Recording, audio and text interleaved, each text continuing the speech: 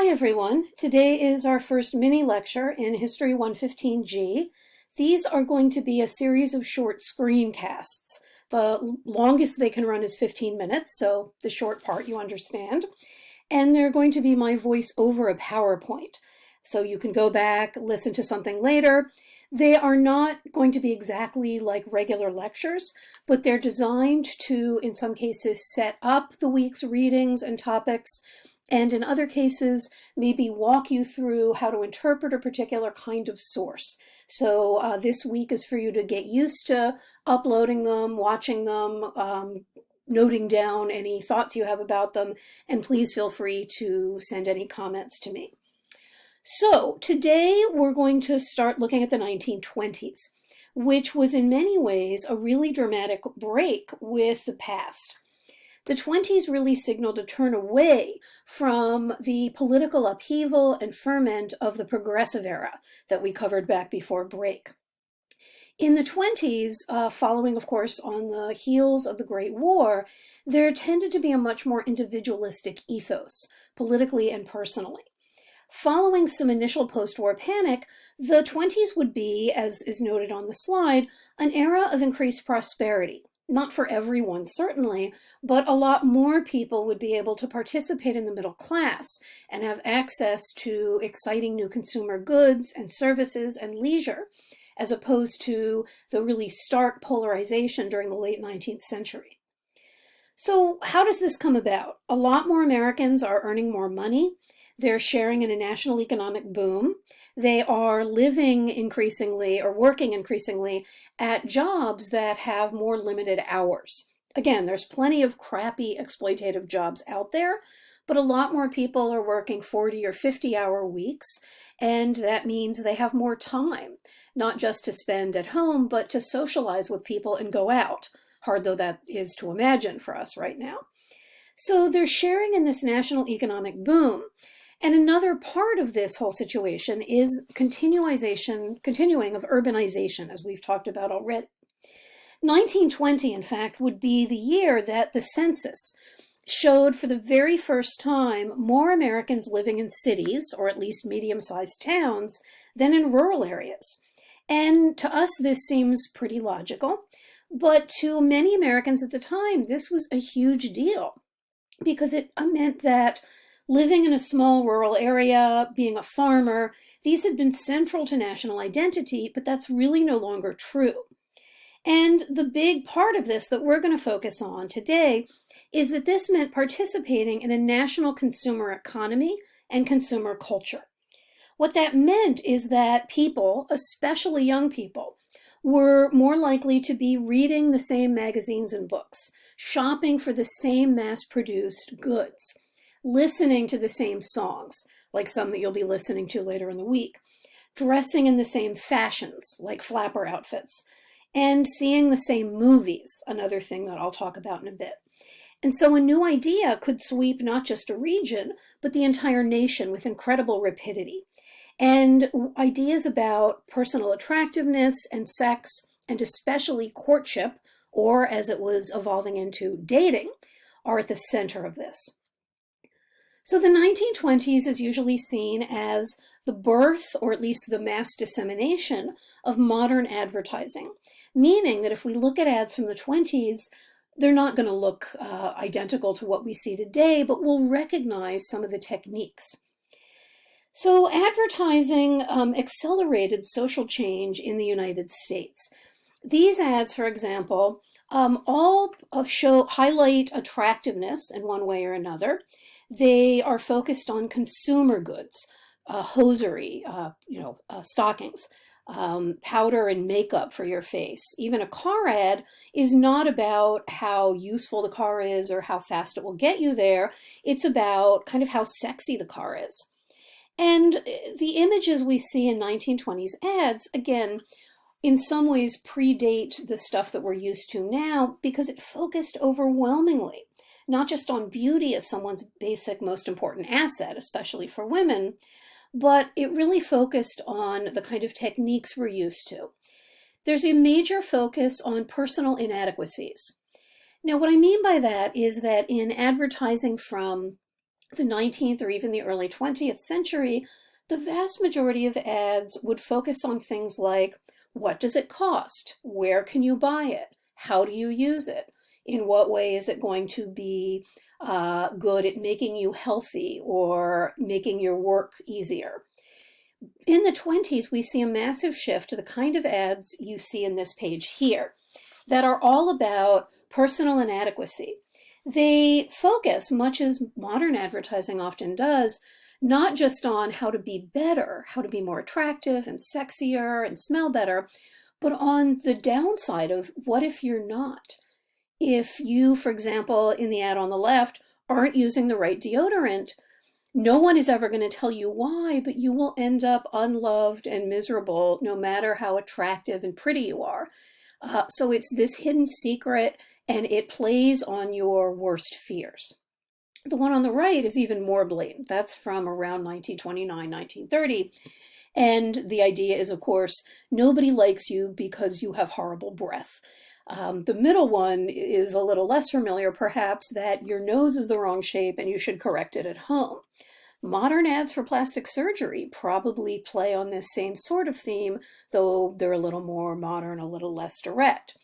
But again, the emphasis here is not on whether the product that's being sold is well priced, or it has testimonials, or it is good value. It's about your image. How are you going to keep up with other people in a modern era in which looks and sex appeal are increasingly attractive? Films would similarly capture a mass market in the 1920s. Motion pictures became a popular attraction, first of all, around the turn of the century, when they were something that you participated in individually. A Nickelodeon, back before that became a children's TV network, was literally a machine, and it would be in a storefront, especially in places like a beach or a shopping center, where you would drop in a nickel and watch a short film, sort of like holding binoculars up to your head. You saw the film.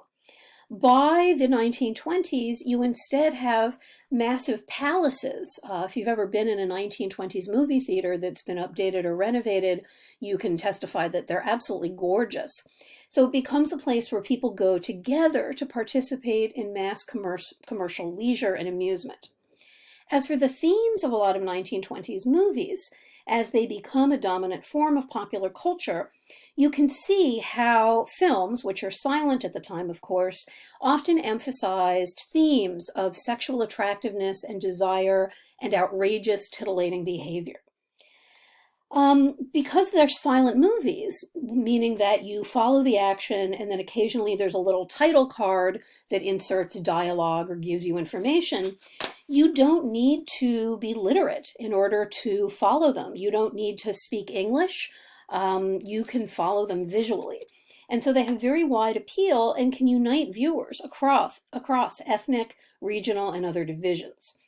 So films in the 1920s really helped teach Americans how to be modern, what they should look for in a partner, how to date and flirt, we'll get to the dating part, what kind of marriage you should aspire to, how to emulate an emerging consumer ideal. They were also widely criticized for exhibiting the kind of open sensuality and loose morals we see reflected here. The actress in the center, Jean Harlow, was one of the big box office draws of the time, and I think we can all agree that is quite an outfit. In fact, later in the week, you'll be reading, and I'll be talking a little bit about on a different screencast, the imposition of rules about what could and could not be shown in movies. And the reason for that, as people saw it, is these 1920s films that really celebrated pleasure, even in films that were kind of disapproving. I'm assuming in the film on the right, the high school girl with her life of shame is not held up as a role model. You still get the pleasure of watching someone vicariously, engage in all sorts of shenanigans. So these changes in the 20s had major implications for all Americans. They affected leisure activities, beliefs about marriage, choices about family formation, and gender roles. And this was especially the case for youth. Now, there's a lot more about this in D'Amelio and Friedman, but briefly, youth in this decade became increasingly important in American life. not as a demographic group. There isn't a particularly huge generation. It's not like the baby boom, but they become a cultural force because a lot of the factors that we've already covered, increased leisure and time of dependence on parents, longer time spent in school, more money, they all lead to the emergence of adolescence, which is a brand new term coined in the early 20th century, as a new life stage for the children of the middle class. What are the implications of this? Well, if kids are spending more time in school, then their peers, their schoolmates, or the people they work with, or their friends, or all three, are increasingly likely to help set the tone of what they value, how they behave, how they dress, how they flirt. Now, by declining importance of family, I don't mean that people stop loving their families, but as we've talked about earlier in the semester in relation to urbanization in general, people have a whole new set of role models and authority figures. And the influence of clergy, of family members who are older, that becomes less and less central as peer culture takes over. Now, there's two things I'm going to talk about this in relation to. First, real quickly, the idea of the flapper helps illustrate this. The flapper was a real phenomenon. The woman in the middle is a real flapper. The ones on the left and right are more kind of culturally produced ones. And a flapper was a term referring to young women. Older women were generally not flappers. And it was marked by changes in dress. Think of this as the opposite, to some extent, of what your Victorian mother might wear. If your mom was a Victorian, she wore heavy, ornate dresses. She wore lots of thick, often boned, heavy structural undergarments. Flappers wore less clothing, close to the body. They trimmed their hair, they wore short dresses, they showed off their shoulders, their ankles, maybe even their knees, which was a bit scandalous. And they wore makeup, long associated with prostitutes. So this is a huge scandal, but again, it's a way of putting on display a lot of the new ideals for youth. And that brings us to the last thing I want to cover today, and that is the invention of dating. Dating did not always exist. We've covered, and you've written about in your last papers, courtship. And what I want to finish by emphasizing is that when people go on a date, most of us would know what that means. You wouldn't have to have it explained to you if a friend says, oh, so-and-so went out on a date. Not that anybody's going out right now. And the elements that make up a date are a shift from what ruled during courting.